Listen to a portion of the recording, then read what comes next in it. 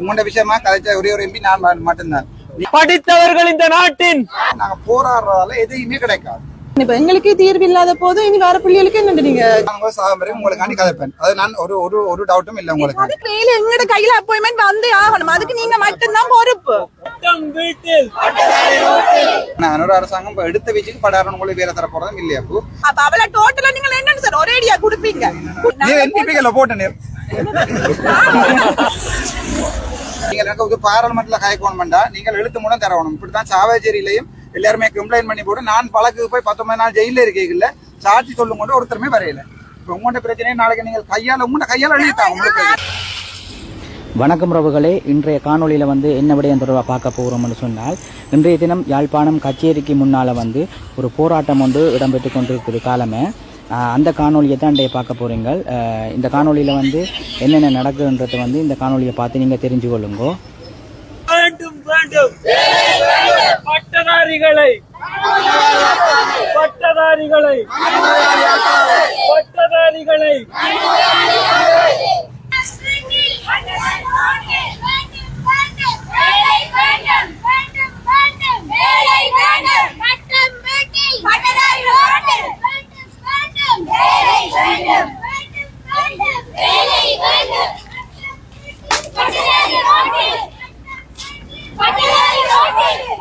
அக்கா, என்னத்துக்காண்டி இந்த போராட்டம் செய்றீங்க? எங்களுக்கு வேலை வேணும். ஏனென்றா இன்னைக்கு எத்தனையோ பட்ச்ல நாங்க டிகிரி முடிச்சு எத்தனையோ பேர் நாங்க நிக்கிறோம். இன்னும் வந்து கொண்டே இருக்க போகுது. ஆனா இதுக்கான ஒரு தீர்வு இன்னும் எங்களுக்கு கிடைக்கல. இது நாங்கள் இன்றைக்கோ இல்ல நேற்றோ இல்ல இப்ப குறிப்பிட்ட காலத்துக்கு மட்டுமோ நாங்க செய்யற போராட்டம் இல்ல. எத்தனையோ நாளா நாங்க செய்கிறோம். ஆனா இதுக்கு யாருமே முன் எங்களுக்கு யாருமே பதில் சொல்லல. போராட்டம் தான் எங்களுக்கு ஒரு பதில் சொல்லும் என்ற இதால நாங்க இன்னைக்கு போராட வந்திருக்கிறோம். இதான் முதல் தரம் போராடுறீங்களா? இல்ல நாங்க எத்தனையோ தரம் போராடி இருக்கிறோம். இந்த கச்சேரிக்கு முன்னால எனக்கு நானே ஒரு 7-8 தடவை வந்திருக்கிறேன். நான் எல்லாருக்கும் நானே தனிப்பட்ட ரீதியிலையும் பதில் சொல்லியிருக்கிறேன். ஆனா யாருமே பதில் இதுக்கான தீர்வு சொல்லல. எவ்வளவு காலம் நீங்கள் பட்டம் பெற்று வேலையில்லாம இருக்கிறீங்க? நாங்கள் இப்போ இதுல குறிப்பிட்ட ஒரு 4-5 வருஷமா இருக்கிறோம். வேலை இல்லாமலே இருக்கிறோம் நாங்க 4-5 வருஷமாவே. இனியும் வரப்போகுது. இனி அடுத்தடுத்த பேட்ச் வரப்போகுது. என்ன அப்ப அவங்களுக்கு என்ன? இப்ப எங்களுக்கே தீர்வு இல்லாத போது இனி வேற பிள்ளைகளுக்கு என்ன நீங்க எங்க அரசாங்க தீர்வு சொல்லும்? அந்த போராட்டம் தொடருமா இல்ல அது அப்படித்தான் இருக்குது போல இருக்கு. எங்க தலைவர்கிட்ட கதையை பார்த்து எவ்வளவு பேர் இப்படி யாழ் மாவட்டத்துல வேலை இல்லாம இருக்கீங்க? குரூப்லயே ஒரு 3500 பேருக்கிட்ட இருக்கிறோம் நாங்க. ஆனா அவ்வளவு பேர் இன்னைக்கு இதுல வரையில. அவ்வளவு பேர் வந்திருந்தா இன்னைக்கு ஒரு நிரந்தரமான ஒரு தீர்வு கிடைச்சிருக்கும். ஆனா எங்கட பிள்ளைகள் ஒற்றுமையா வந்திருந்தா நல்லா இருந்திருக்கு. இது இப்ப ஒவ்வொரு இந்த வருஷத்துக்குள்ளேயே நாங்க ஒரு 7-8 தரம் செஞ்சுட்டோம். இந்த நம்ம தான் ஏதாச்சும் எங்களுக்கு ஒரு வழி பிறக்குதானே என்ன நாங்க இன்றைக்கு ஏதோ எங்களோட தலைவர் அவங்க ஒரு ஒழுங்குபடுத்தி எங்களை எல்லாரையும் வர சொல்லியிருக்கிறோம். இன்னைக்கு ஒரு முடிவு கட்டாயம் நாங்க காணத்தான் வேணும். இப்படியே என்ன முடிவுன்னு நாங்க ஒவ்வொரு தரம் எங்களோட வீடுகள்ல இருந்து யோசிச்சு கொண்டு வந்தோம்னா முடிவு கொண்டு வராதானே. கடைசியா ரோட்ல இறங்கித்தான் முடிவு எடுக்கணும்னு அப்படி ரோட்ல இறங்கி கூட அதுக்கான ஒரு தீர்வு எங்களுக்கு கிடைக்கல தானே. இது சார்ந்து அரசியல்வாதிகள்கிட்ட நீங்க மகாஜரம் கொடுத்துருக்காங்களா? அண்ணாக்கள் கொடுத்திருக்கேன். ஆளுநர் கொடுத்தீங்களா? முதல் கொடுத்திருக்கிறேன். முதல் போலந்து சொல்லி ஒரு தலைவர் இருந்திருக்கிறார். அவரோட நாங்க எல்லாரும் போய் கொடுத்திருக்கிறோம். எல்லாருக்கும் மற்றது பிரசிடென்ட் கூட நாங்க லெட்டர் எல்லாருமே அனுப்பி இருக்கிறோம். 800 பேருக்கிட்ட நாங்க ஜெஃப்னால இருந்து அனுப்பி இருக்கிறோம். ஒவ்வொரு டிஸ்ட்ரிக்டும் அனுப்பி இருக்குது. எங்க ஜெஃப்னால இருந்து மட்டும் 800 பேர் அனுப்பி இருக்கிறோம். சரி.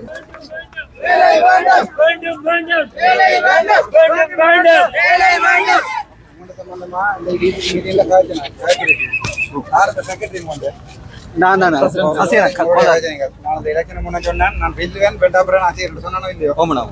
உங்கள்கிட்ட சம்பந்தமா எலெக்ஷன்ல காய்ச்சிருக்கு. இதுல டிசிசி மீட்டிங்ல காய்ச்சிருக்கு. கௌரவ அமைச்சர் சொல்லியிருக்கிறார், அடுத்த டிசிசி மீட்டிங்ல வேலையில்லா பட்டதாரிகள் 3000 பேர் இருக்கிறீங்கன்னு நினைக்கிறேன். 3000 பேர் சம்பந்தமான நாங்கள் அடுத்த 2025ஆம் ஆண்டுக்கு ஒரு ப்ரொஜெக்ட் ஒன்று எழுது வந்தானே, அதுல உங்களை உள்வாங்கிறதுக்கும் மற்றது அதுல எழுதப்படுற ப்ரொஜெக்டுகள் எல்லாத்துக்குமே உங்கள் சார்பாக எழுதுறதுக்கும் நான் அதை முன்மொழிஞ்சிருக்கிறேன். எங்களோட கௌரவ அமைச்சர் ஓமன் சொல்லியிருக்காரு. நீங்கள் உங்களோட தலைவரும் செக்ரட்டரியும் ஒரு நாளைக்கு என்னோட கதைங்கோ உங்களோட பிரச்சனையை நாங்கள் பாராளுமன்றத்தில் கேட்போம். இங்கே பெரிய யோசனை இல்லை தானே.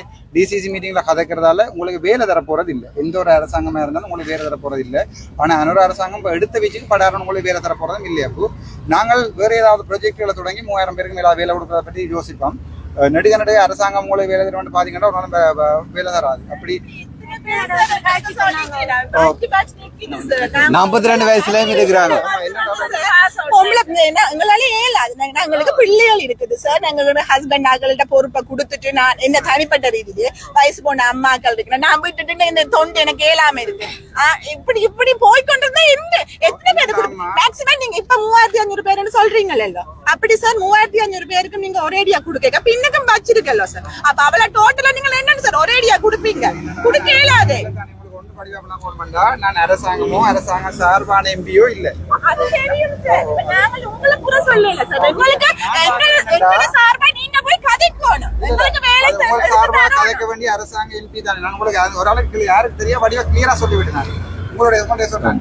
உங்க அரசாங்க எம்பிமார் 3 பேருடையும் கதைங்கோ அமைச்சருடையும் கதைங்கோன்னு உங்களுக்கு சொன்னேன். கதைச்சீங்களோ?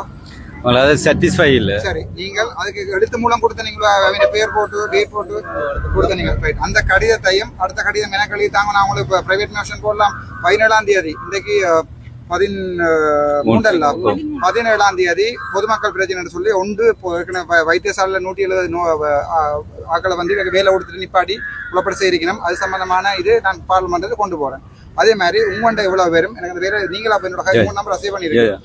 உங்களோட கம்ப்ளைண்ட் ஒன்று எழுதி ஃபுல்லா வடிவா எழுதி நான் உங்களுக்கு ஒரு ஃபார்ம் கிரியேட் பண்ணி தரேன். அதில் முழு பேரும் தனித்தனியாக சைன் பண்ணி ஒரு 50 ரூபா முத்திரை ஒட்டி அபிடேவிட் சைன் பண்ணி அந்த கம்ப்ளைண்ட் எனக்கு தாங்கும். அது நான் 17ஆம் தேதி ஒழுங்கு பிரச்சனை முதலாவதாக கதைக்கலாம். 17ஆம் தேதி அது கதைக்க வேணுமா இருந்தால் இப்போ ஒன்று விஷயத்தை வடிவாக கொள்ளுங்க. நாங்கள் போராடுறதால எதையுமே கிடைக்காது. சரிதான், நாங்கள் எங்கள்கிட்ட டைமை வேஸ்ட் பண்றதும் இங்க வந்து கத்துறதும் ஒரு அரசாங்கமே உங்களை இது திரும்பி பார்க்காது. திரும்பி பார்த்தாலும் அதை கொடுக்குற அளவுக்குரிய மூளை உள்ள அரசாங்கம் இது வரைக்கும் இலங்கையில உருவாகுது. ஒரு நாளுமே நாங்கள் அடுத்தடுத்த வச்சுக்க என்ன இந்த நாட்டுல அடுத்ததா வேலை செய்யறது டாக்டர்ஸுக்கு மட்டும்தான். அது வேணும் ஒரு 10 வருஷம் கழிச்சு டாக்டர்ஸுக்கு வேலை கிடைக்குமோ தெரியாது. உங்களோட பிரச்சனையில இப்ப வளமை எல்லா அரசியல்வாதியும் இல்லை தம்பி ஒரு ஆளோட எடுத்து கழிச்சு வர எலெக்ஷனுக்கு முன்னாம் அப்ப நான் சொன்னேன் இப்ப கதைச்சா நீங்க என்ன நினைப்பீங்க? ஓட் கேட்கறது யாரோட கட்சினா யாரோட உங்களோட கட்சினா ஓட் ஜெயிக்கிறதுக்கான கேட்பேன். ஓட் முடிய நான் வெல்லுவேன் வந்து கதை சொல்லி சொன்னானோ இல்லையா போனாங்க நீ வந்து உங்களோட ஒரு மீட்டிங் ஒன்று போட்டு நான் கதைப்பேன். 42 வயசுல இருக்கிறாங்களா? எனக்கு தெரியும் என்னென்றால்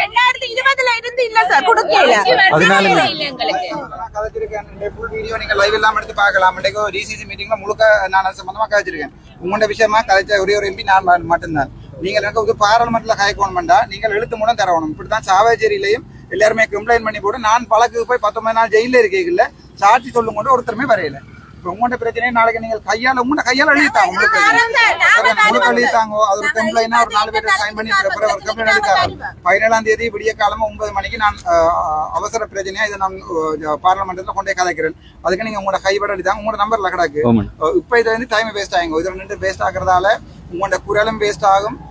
மற்றது உங்களுக்கு தேவையில்லாம போலீசாரோட முரண்பட வேண்டி வரும். உங்களை வீடியோ எடுப்பாங்க. பொம்பளை பிள்ளைகள் நினைக்கிறீங்களா அது தேவையில்ல பிரச்சனை வரும். உங்கள் சார்பாக நான் கதைக்கிறேன். நான் முதலே சொன்னேன் நான் வெல்லுவேன் கதைப்பேன் சொன்னானோ இல்லையோ. அப்ப நான் பேர் சொன்னவர் இல்ல வேற கட்சி என்ற பேர் சொல்லி அந்த கட்சிகளுக்கு தான் சப்போர்ட் பண்றேன். நான் உங்களோட சப்போர்ட் எனக்கு தேவையில்லை. நான் வெல்லுவேன் வெண்டாப்புறம் வந்து கதை சொன்னானோ இல்லையோ. எனக்கு இப்போ அரசியல் இல்லை. அது என்னோட 5 வருஷம் தான் அரசியல் செய்வேன். எனக்கு நான் ஒரு ஃபார்ம் கிரியேட் பண்ணி உங்களுக்கு போடுறேன். அது உங்களோட குரூப் இருக்கும் இல்லை குரூப்ல போடுங்க. 3000 பேர் சைன் பண்ணணும். அதுல 300 பேர் மட்டும் சைன் பண்றது பெரிய யோசனை இல்லை. அந்த அவ்வளோத்தையும் எனக்கு பிரிண்ட் பண்ணி போட்டு சைன் பண்ணி போட்டு 50 ரூபா முத்திரை ஒட்டி ஒரு ஜேபி சைன் பண்ணியோ அல்லது அவசியம் எங்கிட்ட லோயர் சைன் பண்ணுவாங்க உங்களுக்கு. அதில் நீங்க 50 ரூபாயும் வேஸ்ட் ஆகுது. ஒரு சமானியாட்ட 500 ரூபா நீ செலவழிக்க தேவையில்லை. நாங்களே சைன் பண்றோம் உங்களுக்கு முன்னால வச்சு. நீங்க எனக்கு அந்த கம்ப்ளைண்ட் திங்கட்கிழமை தருவீங்களா இருந்தால் செவ்வாய்க்கிழமை காலம் பாராளுமன்றத்தில் காய்க்கப்படும். சரியா? எப்படி வசதி? இப்ப நாங்க வந்து இன்றைக்கு சாட்டிஸ்ஃபை இல்லைன்னு தொடர் போராட்டம் நீங்க ரெடி பண்ணினாங்க. இப்ப நாங்க செய்யாது. ஏனென்றால் போராட்டம் செய்யறதால கேட்கிற அளவுக்கு எங்கண்ட எந்த அரசாங்கமும் இல்லை. அது சில விஷயங்களை சில விதமா தான் கொண்டே பாராளுமன்றத்துல காய்க்கணும். நாங்கள் இதுல நின்று கத்துறதாலேயோ இல்லாட்டி ஒரு ஆர்ப்பாட்டம் செய்யறதாலேயோ ஒரு கவன ஈர்ப்பா இருக்கும். ஒரு யூடியூப்ல 4 பேரும் ஒரு மீடியாவில் வரும் வேலையில்லா பட்டதாரிகள் ஆர்ப்பாட்டம் செய்து வரும். உங்களுக்கு எந்த தீர்வும் கிடைக்காது ராசா. நான் பார்த்திருக்கேன் இந்த கிரீன் கிராஸ்ல எல்லாம் 10,000 8,000 எல்லாம் கிராஜுவேட்ஸ் வேலை செய்யறாங்க. எனக்கு தெரிய இப்ப அண்டர் கிராஜுவேட்ஸா இருக்கிறவங்க காமர்ஸ் ஃபேக்கல்ட்டில இருக்கிறவங்க எல்லாம் வந்து பெயிண்ட் அடிக்கிறாங்க. எனக்கு தெரியும். எனக்கு அதுல வேலை தெரியும். 2006ஆம் ஆண்டு A level மெடிசன் கிடைக்கும்னு தெரிஞ்சும் நான் போய் செலிங்கோ இன்சூரன்ஸ்ல போய் என்னன்னு சொல்றேன் அந்த இதை எடுத்து கொடுப்பாங்க. போலீஸியா நான் வேலை செய்யறேன். வேணுமெண்டா 2 செலிங்கோல போய் பேர் நான் டாக்டரா எனக்கு கிடைக்குமென்னு தெரிஞ்சுமெண்டா 6 மாதம் சும்மா இருக்கக்கூடாதுன்னு போய் வேலை நான் 2006 நானாவே உழைச்சி 1.5 லட்சம் ரூபாய் சம்பளம் உழைச்சினேன். நாங்கள் வெளிநாட்டு ப்ராஜெக்டுகள் வரைக்கும் இப்போ உங்களுக்கு முன்னுரிமை தரலாம். அது நான் போடுற ப்ராஜெக்டுகள் வெளிநாட்டு காசைகளை நான் கணக்கு கிளப்ஸுகள் போடுறேன். பார்ட்டி கிளப் இல்லை, ஸ்போர்ட்ஸ் கிளப்புகள் போடுறேன். அப்போ அந்த கிளப்புகளில் உங்களுக்கு முன்னுரிமை தரலாம். உங்களுக்கு ஒரு மினிமம் ஒரு 50,000 பேமெண்ட் என்னால் தரையிலும் 50,000 to 70,000 என்னால் பேமெண்ட் தரையிலும். பட் நீங்கள் உங்களோட கிராஜுவேட்ஸ் இருக்கிறீங்க கண பேர் உங்களோட பிரச்சனையை பாராளுமன்றத்தில் கதைக்கிறதுக்கு நீங்கள் உங்களோட கையால் எழுதிட்டாங்க. இது வந்து டைமை வேஸ்ட் பண்ண வேண்டாம். போலீஸால முரண்டுபடுவாங்க, உங்களோட கதைப்பாங்க. வீடியோவில் வரணும் தேவையில்லை, சுமூகமாக போகும். எனக்கு திங்கக்கிழமை அப்போ என்னென்றால் நான் திங்கக்கிழமை காலமே இங்கே திருப்பி வருவேன். செவ்வாய்க்கிழமை காலமே நான் பார்லிமெண்ட் போகணும். நான் தான் டிரைவர், நான் தான் கட்சி தலைவர், நான் தான் செயலாளர், எல்லாமே நான் தான். சரிதான், எந்த தொண்டரும் நான் தான், செயலாளர் எல்லாம் நான் தான், இந்த கட்சிக்கு எல்லாமே நான் தான். பாராளுமன்றத்தில் 12 தலைவர்கள் இருக்கிற இடத்துல நான் தான் இருக்கிறேன். நான் தொண்டரன் நான் தான். அவே எனக்கு இந்த கட்சி இல்லையா, இது வந்து நான் கட்சி ஆரம்பிச்சு செய்ய வேண்டிய அரசியல் இல்லை. சனத்துக்காண்டி அண்டபிடிச்சு தான் நான் பாராளுமன்றம். இப்போ நான் உங்களுக்கு சொல்றேன், இந்த விஷயத்தை பாராளுமன்றத்தில் கழிச்சு அது சம்பந்தமான வேலைவாய்ப்பு அமைச்சரிட கொண்டு ஒழுங்கு பிரச்சனையா போட்டு இது ஸ்பெஷல் அட்ஜெட்மெண்ட் சொல்றது, அது பப்ளிக் இம்பார்ட்டன்ஸ் ஸ்பெஷல் அட்ஜெட்மெண்ட் சொல்றது. அது திங்கக்கிழமை நான் செவ்வாய்க்கிழமை நான் ஏற்கனவே போடுறேன். இந்த 170 இந்த இவைக்காண்டி யாருக்காண்டி எங்களோட நோயாளர்களுக்காண்டி, நோயாளர் பராமரிப்பு அந்த தொண்டர் உத்தியோகர்களுக்காண்டி போடுறேன். ஸோ அதோட செட் இதையும் போடுறேன், 2 விஷயத்தையும் போடுறேன். நீங்கள் எனக்கு சைன் பண்ணி டாக்குமெண்ட் தந்தீங்கன்னா காணும். உங்களோட குரூப்பில் போடுங்க. நான் உங்கள் நம்பரில் இருக்கு, உங்களுக்கு நான் எனக்கு கிரியேட் பண்ணல போட்டு இந்த 20 நான் ஒரு PDF அனுப்புகிறேன். பிரிண்ட் பண்ணி போட்டு அதில் எல்லாம் போட்டு தான் நீங்கள் எப்போ கிராஜுவேட் பண்ணீங்க, இந்த யூனிவர்சிட்டி ஃபுல் டீட்டெயில் ஒன்றும் இருக்கும். இந்த யூனிவர்சிட்டி எப்போ கிராஜுவேட் பண்ணீங்க, உங்களோட ஃபேமிலி இருக்கா, எத்தனை பேர் உங்களை தங்கி இருக்கணும், ஃபுல் டீட்டெயிலும் இருக்கணும். அவ்வளோத்தையும் போட்டு எனக்கு தாங்கும். நாங்கள் அதை அனலைஸ் பண்ணி போட்டு அதுக்கு பிறகு இந்த அடியாட்கள், இந்த அரசியல்வாதிகள் அடியாட்களுக்கு ஒரு வளமை வேலை கொடுக்குறது, இந்த ஜால் கனவு பால் அதெல்லாம் இந்த டிசிசி மேட்டில் காய்ச்சிருக்கேன்.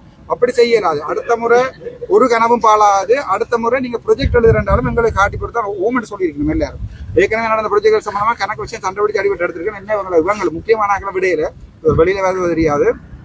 நான் உங்களோட விஷயம் பாராளுமன்றத்துல பயனாளந்தே காய்க்கும். அதான் இப்ப எங்களுக்கு வந்து இது வரைக்கும் ஒரு தான் கதைக்கலன்றக்காக தான் நாங்கள் இப்படி ஒரு டிசிஷன்ல வரோம். போட் போட்டுக்க மாட்டேன், எனக்கு 100 தான் தெரியும்.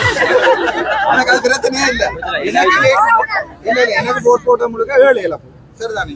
ஆனா நான் உங்களோட விஷயத்தை கேட்கிறேன். எனக்கு தெரியும் ஒரு இன்கம் இல்லாம இருக்கிற இந்த வேலை எனக்கு தெரியும். ஏன்னா நான் கூட கிட்டத்தட்ட 10 வருஷம் மெடிசன் படிச்சிருக்கேன். அரசாங்கம் போல விட்டதால 2 வருஷம் வழக்கு போட்டு டென்டல்ல இருந்து மெடிசன் வந்து அப்படி எல்லாம் கஷ்டப்பட்டிருக்கேன். அதோட நானும் மாங்காய் கொண்டே அடிச்சு கொண்டே ஸ்கூல்ல கொண்டே பாக் பண்ணிட்டு திருப்பி வந்தால் தான் நான் வந்து நேரப்படியே பராக்கியல. சரிதான், எனக்கு உங்களோட வேலை தெரியும், எழுதித்தாங்க. நான் பாராளுமன்றத்தில் பிரைவேட்ல எங்களுக்கு வேலை கிடைக்காது. ஏன்னு சொன்னா எக்ஸ்பீரியன்ஸ் சொல்லி எங்களை மாட்டப்படுறாங்க. ஏன்னா நான் யூனிவர்சிட்டி முடிச்சுட்டு வந்துட்டு எக்ஸ்பீரியன்ஸ் இருக்காது. சரி, இன்னொரு வழியால சொன்னாங்க நீங்க சுயதொழில் முன்ன கொண்டு வாங்கலாம். டிகிரி சர்டிபிகேட் வச்சு இந்த நான் டாக்டரா இருந்தோண்டு இந்த மாத வருமானம் நான் அதை சொல்ல விரும்பல. சாதாரண ஒரு பெரிய சர்ஜன் மாத வருமானம் நான் எடுத்து கொண்டதுன்னா நான் வீட்டை தான் இருந்தேன். அப்படியான கணக்கு திட்டங்கள் இருக்கு. உங்களுக்கு அது தெரியுமா தெரியாது. இதுல சில பேர் eBay, Etsy, Paypal எல்லாம் கொஞ்சம் யாராவது தெரியுமா உங்களுக்கு? ரைட், உங்களுக்கு அது தெரியாது. என்னடா இது இப்போ நாங்கள் பேக்வேர்டாக நிற்கிறோம். தெற்கில் இருக்கிற சாதாரணமான படியெல்லாம் 4-5 லட்சம் உழைக்கிறாங்க. அது வந்து Etsy, eBay எல்லாம் இருக்கு. தெரியுமா உங்களுக்கு? Etsy தெரியுமா?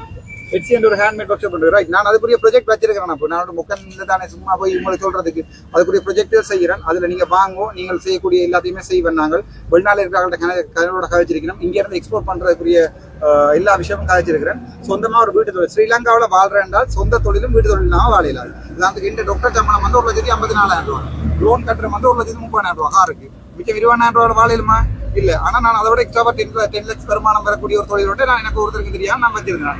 ஸோ அதை நான் இப்போ பப்ளிக்கு கொடுக்குறேன். நான் இப்போ உங்களுக்கு எல்லாருமே தாரேன்.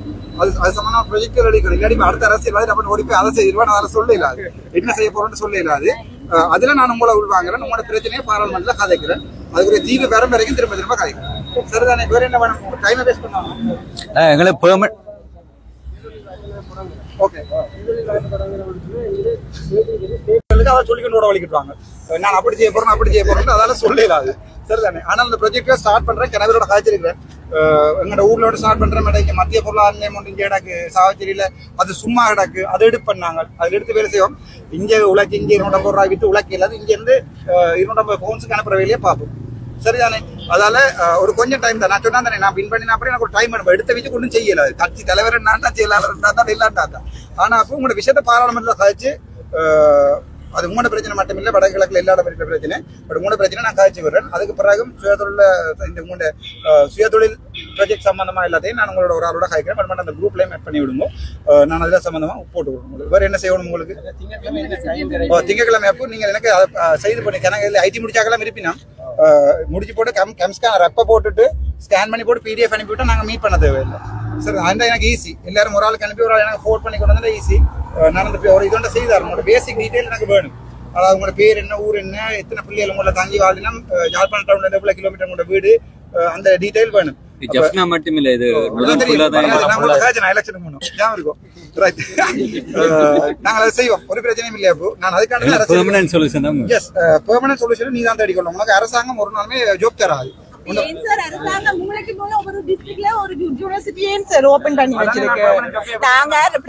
முதல் இருந்த ரணில் விக்ரம சார் பலமுறை ஹோட்டலுக்கு வரைக்க அவர் நேரடியா சொல்லாமலே சொன்னவர், உங்களுக்கு இப்போதைக்கு வேலை இல்ல, சுய தொழில் பிரைவேட் வேலைக்கு நாங்கள் உங்களை ரெக்கமெண்ட் பண்றோம்னு சொன்னாங்க. எங்களுக்கு அது வேண்டாம், எங்களுக்கு நிரந்தர தீர்வு அது இல்ல. எங்களுக்கு அரசு அப்பயே நாங்கள் ஆர்ட்ஸ் படிச்ச எல்லாரும் ஆர்ட்ஸ் படிக்க தேவையில்லையே சார். வந்து அந்த உங்களோட கிராஜுவேட் பண்ண இதுவும் படி முக்கியத்துவம் கொடுப்போம். அதுல இங்க இனிமேல் விரும்பின மாதிரி செக்ரட்டரி ஆஃப் எஜுகேஷன் விரும்பின மாதிரி கொடுக்கவும் இல்லாது, செக்ரட்டரி ஆஃப் அக்ரிகல்ச்சர் கொடுக்கவும் அதுதான் இப்ப அரசாங்கம் விதமா அரசாங்கத்தின் வேலை. இப்ப இது ஒரு சாதாரணமான எம்பியா எந்த வேலை இல்ல. இல்ல இல்ல பாராளுமன்றத்துல கதைப்போம். நீ எம்பிக்கள் போட்ட அதான் பிரச்சனை. இல்லாட்டி என்னோட 2வது ஆள் போயிருக்கு. அதான் நான் போயிட்டேனல்லோ, எனக்கு அது காணும். நான் போட்டேனல்லோ, எனக்கு அது காணும். நான் உங்க சாகம்பரை உங்களுக்கு கதைப்பேன். அது நான் ஒரு டவுட்டும் இல்ல. உங்களுக்கு மட்டும் காணாது. எங்களுக்கு வேலை எங்கட கையில அப்பாயின்மெண்ட் வந்தே ஆகணும். அதுக்கு நீங்க மட்டும்தான் பொறுப்பு. அது அப்படி இல்ல. இது சிரிக்கிற விஷயம் இல்ல சார். அது முக்கியமான பிரச்சனையா கொண்டு வருவோம். அது தவிரவும் பாராளுமன்றத்துல அந்த இதுல எங்களுக்கு வேலை நுதவனுக்கு பிறகு லிமிட் பண்ணி தான் வேகன்சி அதுலதான் சொல்லணும். நீங்க அந்த டீடைல் என்ன தரணும். போன வருஷம் இத்தனை வேகன்சி கொடுத்தது, இந்த ஜால் கனவு பால் சொந்தக்காரர் கொடுத்தது, அதெல்லாம் சொல்லணும் எனக்கு. அப்ப சொன்னாதான் நீங்க கதைக்கலாம். நீங்க ஒரு இன்ஃபர்மேஷன் தராம ராசா நான் ஒரு மெடிக்கல் ஃபீல்ட்ல இருந்து திடீரென்று அரசியல் செய்யலாம். சோ நீங்க எனக்கு எல்லாத்தையும் சொல்லுங்க, என்னென்ன பிரச்சனை சொல்லி. இப்ப இருக்கிறாங்க ஃபுல் டீடைலையும் எடுக்கணும். எவ்வளவு 3000 பேர் 5000 பேர் இருக்கணும். அடுத்த டிசிசி மீட்டிங்ல வந்து எனக்கு எங்கே அவரோட இடத்துல வேலை கொடுக்க போயினோம்டா, அதுல நான் வந்து 100% பொறுப்பு கூறல இருப்பேன். அதாவது எனக்கு தெரியாம விரும்பின மாமா சித்த பாக்கலாம் அப்பாயின்மெண்ட் கொடுக்கலாம். எப்படி அதை கொண்டு வராங்க சார்? 3500 பேர் இருக்கிறோம். ஓகே, வேலை கொடுக்கணும் 300 பேருக்கு எக்ஸாம் வச்சுட்டு கொடுக்குறாங்க. நாங்க இவ்வளவு எக்ஸாம பாஸ் பண்ணி வந்து அந்த ஒரு எக்ஸாம்ல வேணுமாட்டே தட்டி விட்டுருவோம். பாஸ் பண்ணவங்களுக்கு கூட வேலை இல்லாம அதெல்லாம் ஒரு கண்டுபிடிப்பு. உங்களுக்கு தெரியாது. நான் இதுல உள்ள பிஜிஎம்ல இருந்து எல்லாமே படிச்சிருக்கேன். ஒரு ஜெனரல் நாலேஜ் வச்சுக்கொண்டு திருப்பி உங்களுக்கே தெரியும், ஆர்ட்ஸ் படிச்ச ஒரு ஆளை கொண்டு போய் ஹெல்த்ல விட இல்லாது, ஹெல்த் படிச்ச ஒரு ஆளை கொண்டு வந்து ஆடு விட இல்லாது. அது ஊசியோட தான் நாடு விலங்கு பிரச்சனை. அப்ப நாங்க அந்த ஒரு நாலேஜே இல்லாம திருப்பி ஒரு பேசிக் நாலேஜ் ஒன்று ஜெனரல் நாலேஜ் பேப்பர் ஒன்று கொடுத்துட்டு அதுல சித்தப்பா மாமாட்ட பிள்ளைகளுக்கு இல்லாத மார்க்ஸ் கூட போட்டுட்டு அதை எடுத்து விடுறோம். நாங்க எல்லாம் கண்டுதான் வந்தாங்க. கொலிஜ பாருங்க சார், நாங்க சட் ஸ்கோர் கூட எடுத்து யூனிவர்சிட்டி போறோம் 4 வருஷம். காலேஜுக்கு எங்களோட கொஞ்சம் சர்ச் குறையா தான் எடுக்கும். அப்படி எடுத்தும் அவங்களுக்கு முடிஞ்ச உடனே டீச்சிங், முடிஞ்ச உடனே சொல்யூஷன். எங்களுக்கு நாடு வங்குதா போனது எல்லாத்தையும் கொண்டு வந்து பட்டதாரிகள் மேல் தலையில ஒன்னும் யோசிக்காது. என்னால முடிஞ்சது வந்து பாராளுமன்றம் உங்களோட பிரச்சனையை கதைக்கிறதுக்கும் அதை திருப்பி வரக்கூடிய 5 வருஷமா வேலை இல்ல. 5 வருஷம் வேலையே இல்ல. அப்ப யூனிவர்சிட்டிக்கு நாங்க கட் அவுட்ல பாஸ் பண்ணனும். அது சம்பந்தமா அடுத்த முறை இங்க கொடுப்பினமல்லோ வேலை கொடுப்பினமல்லோ அந்த நேரத்துல ஜாழ் மாவட்டத்துல வடக்கு மாவட்டத்துல இங்க வேலை கொடுத்தாலும் அது வந்து ஒழுங்கான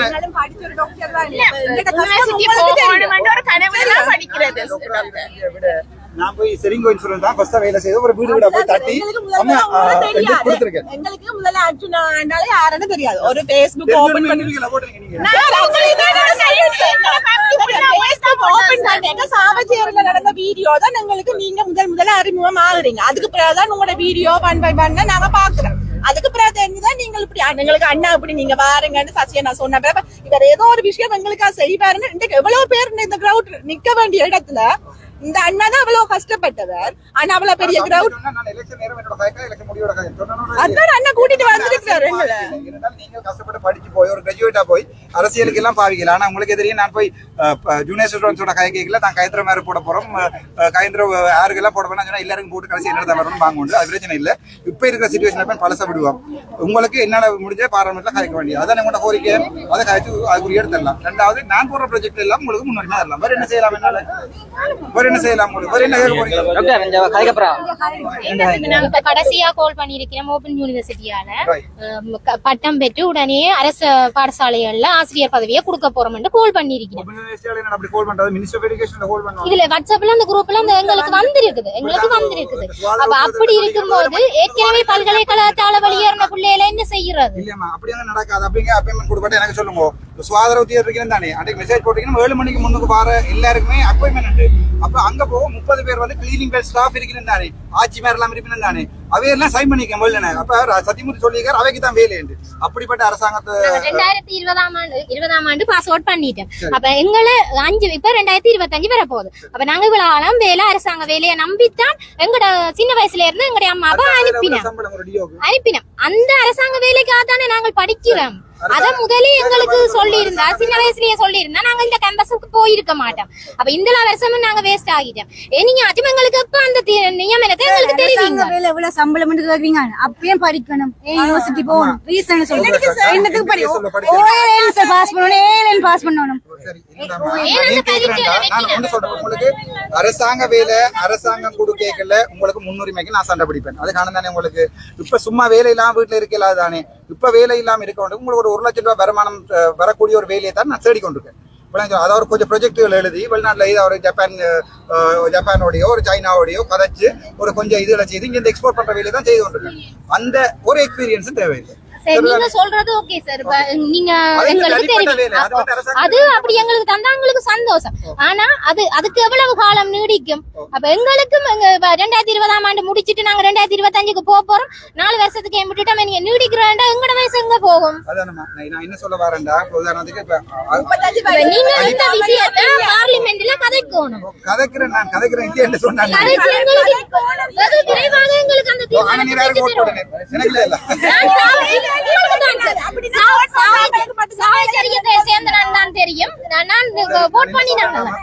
கட்டாயம் கதைக்கிறேன். ஒரு எம்பியும் கதைக்க போறதில்லை. நான் கட்டாயம் கதைக்கிறேன் சொன்னாலும்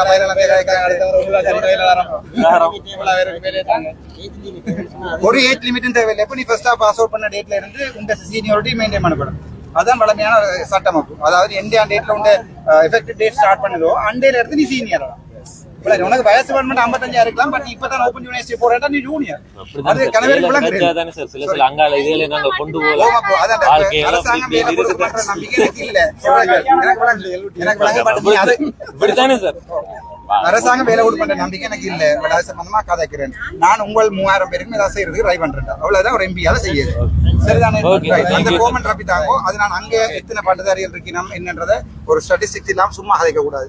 யாழ்ப்பாணத்துல 3000 இருக்குன்னு சொன்னா சிரிப்பாங்க. அப்ப உண்மையாவே எத்தனை பேர் இருக்கணும், எத்தனை பேர் இப்படி குடும்பத்தால பாதிக்க, எத்தனை பேர் குடும்பத்துல இணைஞ்சிருக்கணும், எத்தனை பேர் பிள்ளை ஊட்டியோட இருக்கணும், ஸ்டாட்டிஸ்டிக்ஸோட கதைக்கணுமாங்க.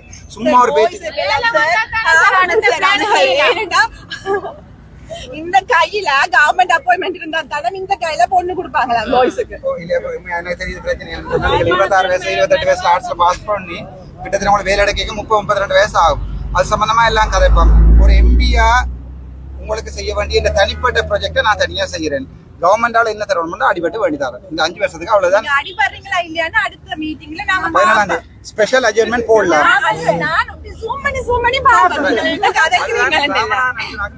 வித்தியாசம் நீங்க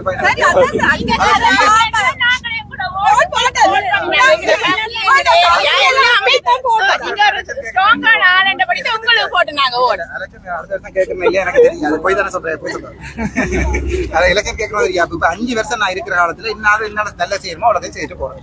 சரிதான்? உனக்கு தம்பி நீங்க என்னோட கதைங்க மற்ற ஒரு ஆள் 2 பேர் கதைச்சான். எல்லாம் பொம்பளை பிள்ளையிலையும் ஆம்பளை பிள்ளையிலையும் ஒரு ஆள் கதைங்க என்னோட கேர்ள்ஸ் டீட்டெயில் எடுத்துட்டும் பாய்ஸ் ஒரு குரூப் இருந்தால் அந்த குரூப்ல என்ன ஆட் பண்ணி விடுங்க. அதுல நான் பிடிஎஃப் போடுறேன். அதை பிரிண்ட் பண்ணி போட்டு அதை கையால் எழுதி போட்டு திருப்பி கேம் ஸ்கேனர் ஆப் இருக்குதானே அதுல அடிச்சு போட்டு திருப்பி ஒரு பிடிஎஃப் பண்ணி போட்டு உங்களோட பேரோட என்ன பேர் ஃபோன் நம்பர் ரெண்டையும் அந்த ஃபைல்ல போட்டுட்டு எனக்கு அனுப்புங்க. செய்யதாக செய்து கொடுங்க. நான் கூட பேர் வந்து காட்சி விடுறேன்.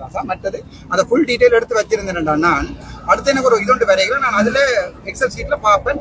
சீனியர் ஜஸ்ட் கிளிக் வேலை முடிஞ்சது. இல்ல திருப்பி ஒரு எக்ஸாம் வச்சு திருப்பி ஒரு தெரிஞ்சவனை கூப்பிட்டு அப்படிலாம் செய்யலாம். அப்ப உங்களோட ஃபுல் டீடைல் இருந்தா தான் அடுத்த முறை நான் தச்சமே ஒரு வேலை கொடுக்கல நான் பார்ப்பேன் எனக்கு தான் அந்த லிஸ்ட்ல இருக்கிறாங்களா இருக்கிறாங்களா. சரிதானே? தேங்க்யூவா. Thank you so much. இதுல ரெண்டு டைமை வேஸ்ட் பண்ண வேண்டாம். நீங்க இங்க ரெண்டு ஆர்ப்பாட்டம் செய்யறது அதையோ இதுவோ ஒரு திரும்பியும் உங்களுக்கு உதவி செய்ய போறது இல்லை.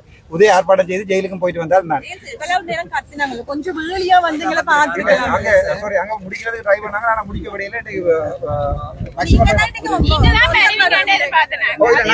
நான் தம்பிட்ட சொன்னேன் நான் பார்லிமெண்ட் எம்பி அப்புறம் நீ என்னோட வந்து கதை முழுக்க செய்யறேன்னு நான் சொன்னதான் நான் உங்களுக்கு கட்டாயம் செய்தரலாம். வேற ஒன்றும் இல்லை தானே. அப்போ தேங்க்யூ.